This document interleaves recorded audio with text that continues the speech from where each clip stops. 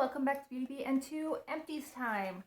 My bin is looking very sad and empty this month, but you know what? There's still some things in here, so let's go through them. The only decent sized item in here actually is a hand lotion. This is from Bath & Body Works. It is their Be Happy hand lotion with honey butter in the scent Vanilla Snowflake. I've had this for ages. It was in my project pan last year and I got really close to finishing it, but I couldn't quite make it happen. I think the scent had just started to change a little bit on this, so I'm glad I got it done. It doesn't smell great anymore. I want to say it used to be a really pleasant vanilla with just a hint of honey scent. Now it doesn't smell that pleasant at all, so glad to have it done. I don't like the hand lotion in the pump from Bath & Body Works as much as I like the ones in the squeeze tube, so I don't think this line is still around. Even if it was, I wouldn't repurchase it. Another hand thing I did was a single-use manicure in a box set, and that's ridiculous. I cannot believe that there were 3 plastic packets for one use. I mean, this was supposed to be like a 7 or 8 minute process. Ridiculous.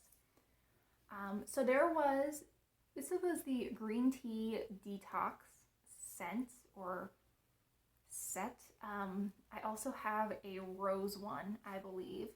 I got this in a FabFitFun box, and this comes with a sugar scrub. Then there is a cream mask that you leave on for, I want to say, like 5 to 8 minutes. 3 to 5 minutes.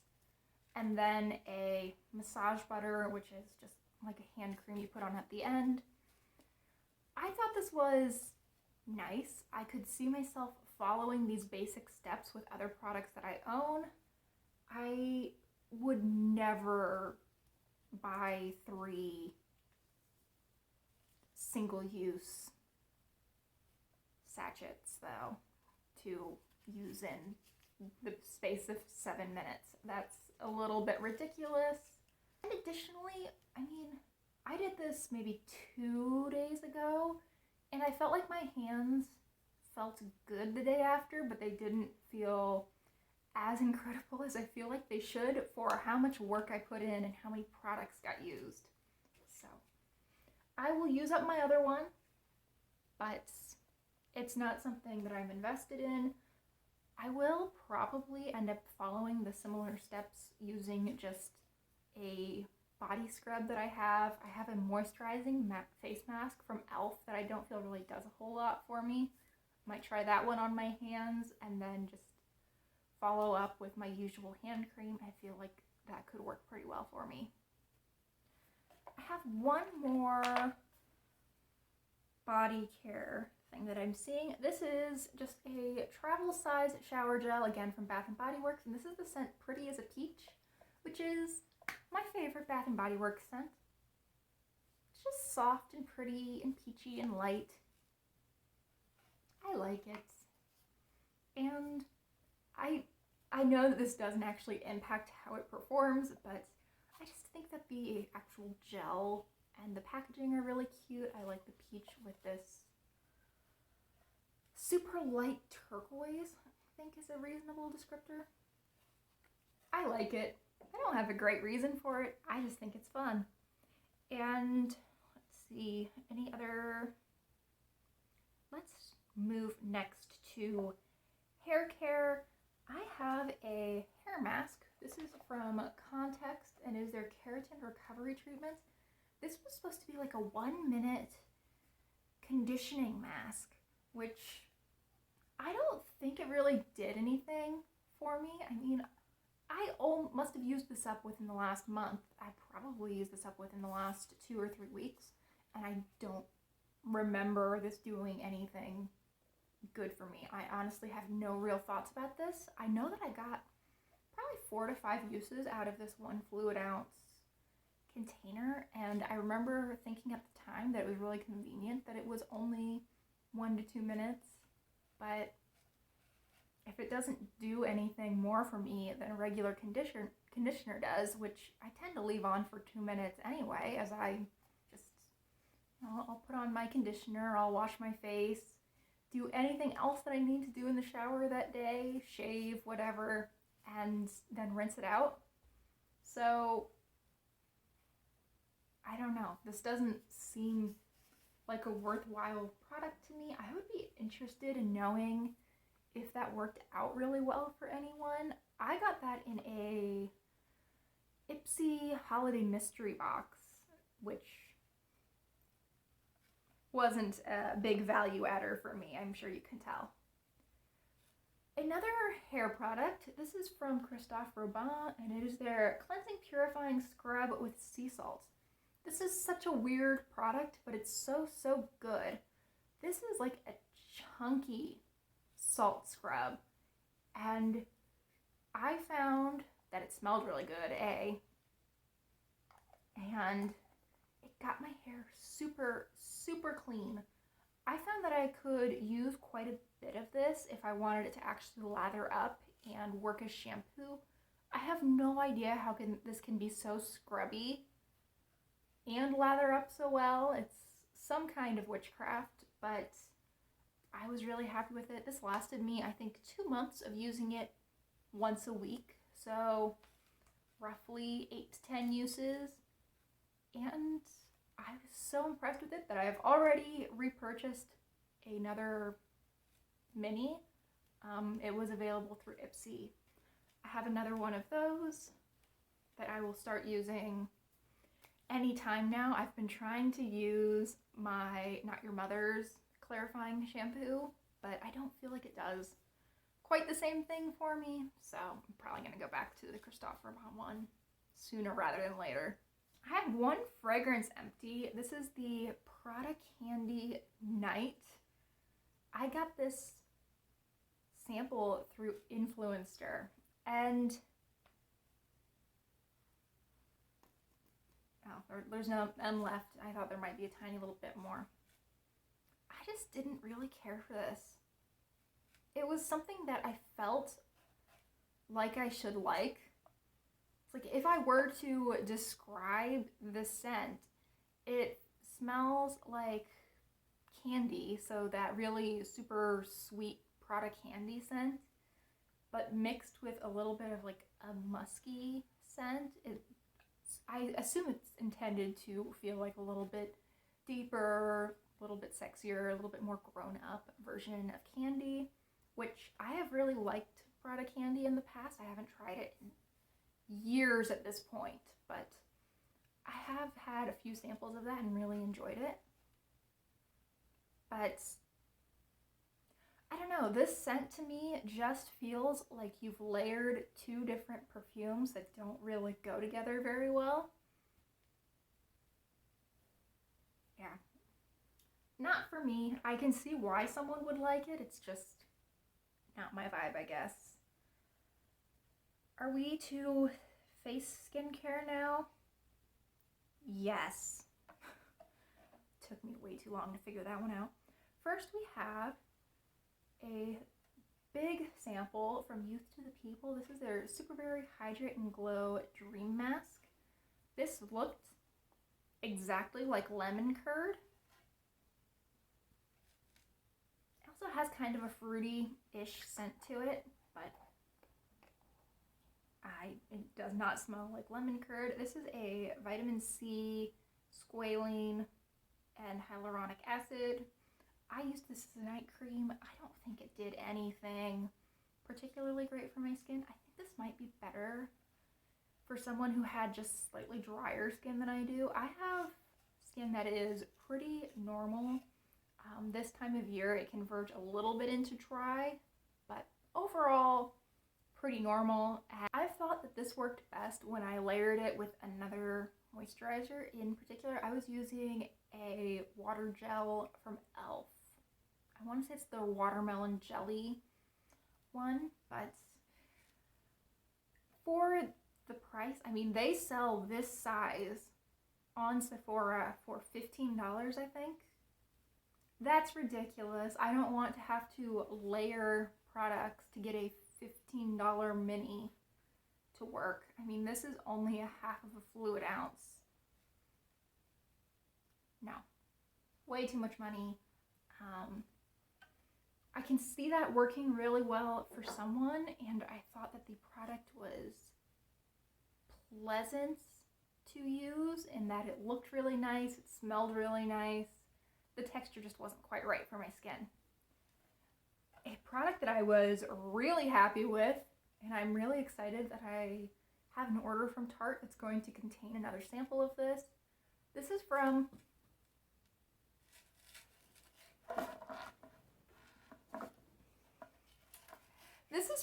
Sugar Rush, which is like their line that's aimed at tweens, because for some reason we need to aim at tweens now. This is their Don't Hate Hydrate Oil-Free Moisturizer. This smells so good. Let's see if I can get just a tiny bit out. No. This smells like raspberry lemonade Crystal Light. I know that's specific, but it's what it makes me think of every time I used this. It was a gel moisturizer. It was pink. I really enjoyed using this. It does make me feel a little bit like a child in that it has this sort of tie-dye packaging and the scent and the pink, but I really liked it. I'm excited to use another sample of this. I'm just not quite sure that I could bring myself to buy a full size, even though I want to say that this is a little bit less expensive than other moisturizers that Tarte has. This just feels Clairsy. I'm not sure I'm ready to go back to that time of my life. One last skincare piece. This is actually just a stand-in for, I believe 5 or 6 different of these pads. These are the Super Brighten Peel Pads with Brightening Alpha Hydroxy Acid from e.l.f. I got these as part of a sampler pack. Goodness, I have the dropsies today. I got this as part of a sampler pack. I thought these were fine. I do like this style of product. I find it really convenient just to wipe on. I wish that these were not individually packaged. I think that if I were to get something similar in the future, I would look to see if I can get one of those jars that has like 60 rounds in it. This worked, I think, pretty well. It was kind of strange because the first time I used this, I felt like it was uncomfortable. Just, you know, a skincare product that you can sort of feel doing its job. And the subsequent times I used this, even though I had spaced it out a little bit, I mean, I wasn't using these like day after day. I think I used these twice a week tops, probably more like once a week for most of the period that I was using them. I never really felt that again. So I don't know if my skin got used to it or what. I don't know that I saw any visible differences, but I like the idea of using a peel, so I would consider using something similar to that in the future. And now let's transition into makeup. The first product is unfortunately not an empty. This is one of their Jelly Much shadows from Colourpop in the shade Desert Days, and it's just dried out. It was sort of a flubbery substance when I first got it, but it's dry now. You can see the pieces that are just falling.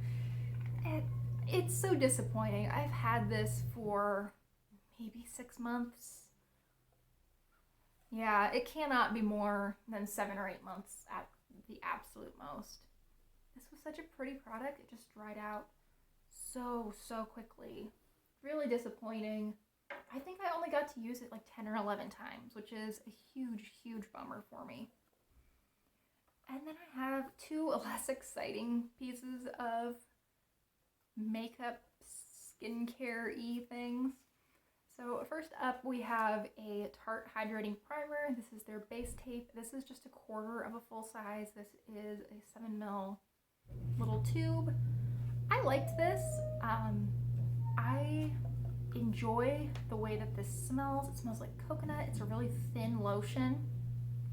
I thought that makeup went on fine on top of it. I also, probably more often actually, wore this with no foundation or cream products or anything, just put powder on top, and I really liked that. I feel like it was a nice amount of moisture for me for every day. I think that if I were to buy one of the Tarte Hydrating Primers, which I think is not super unlikely, I would probably end up buying the Rainforest of the Sea one, which is just a gel primer. I tend to prefer gel moisturizers over these more lotiony ones, but I thought both were actually quite good.